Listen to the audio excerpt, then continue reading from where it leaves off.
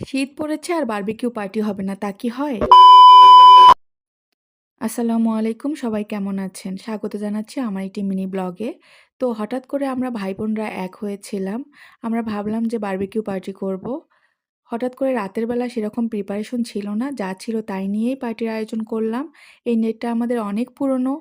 তো আমাদের বাসা শহর থেকে একটু দূরে, কি করব? এই নেটের মধ্যেই আমরা আয়োজন শুরু করে দিলাম। আসলে আমি কিছুই করিনি। সব আমার ছোট ভাই-বোনরাই করেছে।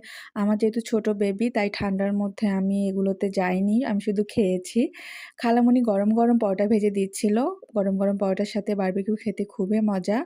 তো ওরা ছোটরা যা করেছে, এত মজা হয়েছে, না খেলে আপনারা বুঝতে পারবেন না। আসলে ভাই-বোনরা একসাথে কোনো কিছু করার মজাই অন্যরকম। এই দিনগুলো সারা জীবন থাকুক, সারা বছর আসুক, এটাই আশা করি। তো আজকের ভিডিও এই পর্যন্তই। সবাই ভালো থাকবেন। আল্লাহ হাফেজ।